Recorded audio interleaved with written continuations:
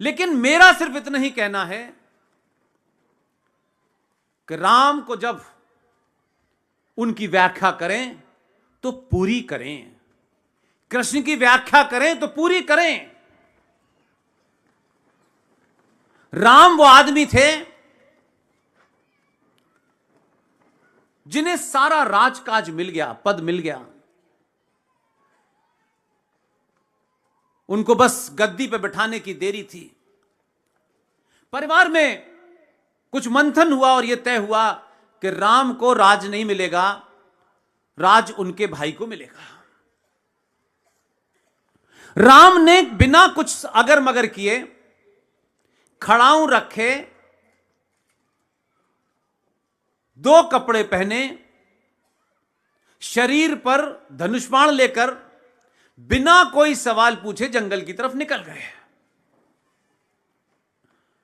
जब राम को आप बहुत आदर्शवादी बनाते हैं, उसी आदर्शवादी राम के अंदर यह भी देखना चाहिए कि जो आदर्शवादी था, जो इतनी परंपराओं का मानने वाला था, जिसने 1 सेकंड में अपना राजकाज छोड़ दिया क्योंकि पिता ने या मां ने उनसे कहा, वो चले गए, कोई सवाल नहीं खड़ा किया। लेकिन यह भी तो बताओ, राम इतना आदर्शवादी होने के बावजूद भी धनुष बाण क्यों लेके गया था? क्या जंगल में चिड़िया मारनी थी? राम आदर्शवादी होने के बाद भी धनुष बाण इसलिए लेके गया कि उनको पता था कि जंगल में पागल कुत्ते भी मिलेंगे और जिहादी भी मिलेंगे, उनका सर्वनाश इसी से होगा।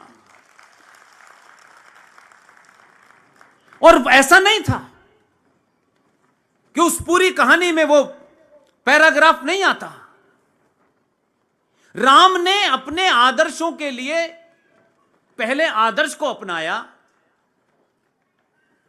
और उस समुद्र से कहा कि हे समुद्र देवता, मेरी पत्नी को एक राक्षस ले गया है, मैं अपनी पत्नी को वापस लेने जाना चाहता हूं, हे समुद्र देवता मुझे रास्ता दे दे। 7 दिन तक उसकी विनती की, समुद्र ने रास्ता नहीं दिया। यह वाला प्रसंग मेरे लिए महत्वपूर्ण है कि जब समुद्र ने रास्ता 1 हफ्ते तक उसकी पूजा करने, उससे रिक्वेस्ट करने के बाद नहीं दिया, वही राम जो आदर्शवादी थे, जब उन्होंने धनुष्वाण ताना, समुद्र 2 मिनट में अपनी औकात में आ गया और फिर गए, फिर वापस आए। अब इसकी आधी शिक्षा यह है कि राम आदर्शवादी थे, पिता का कहना माना चले गए।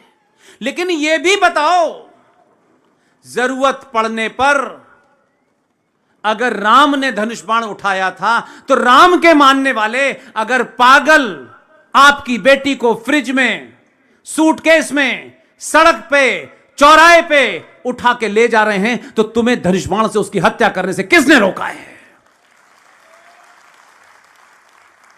राम नहीं आएंगे। वो आदर्शवादी होते हुए भी उन्होंने यही काम किया।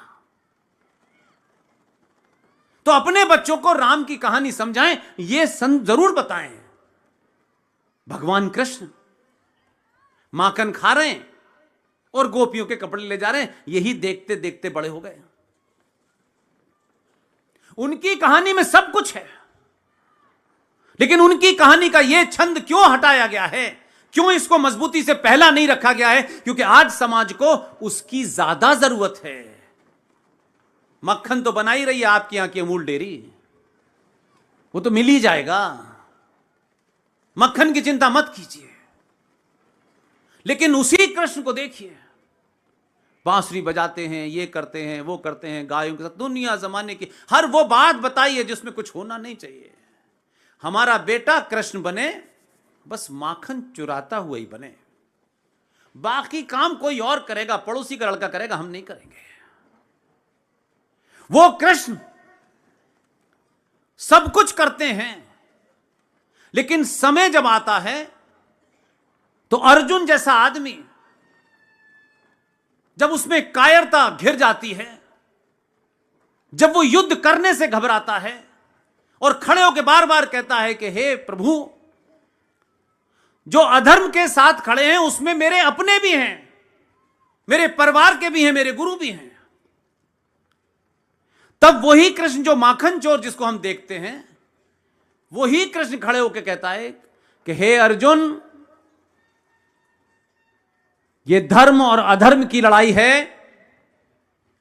तेरा धर्म यह कहता है कि अगर तेरे अपने भी अधर्मियों के साथ खड़े हैं, धनुष बाण उठा और उनका नाश कर, बस तेरा यही धर्म है। तब महाभारत हुआ। लेकिन सनातनी हिंदू क्यों उठाएगा धनुष बाण? न न न न, उसे तो इंपोर्टेड गाड़ी चाहिए। हम अपनी बेटियों के लिए लड़का देखते हैं। लड़का देखते वक्त आपका क्या एजेंडा होता है? इतना कमजोर अपनी बेटियों को समझते हैं आप। उसने कुछ किया ही नहीं है जीवन में, उसके अंदर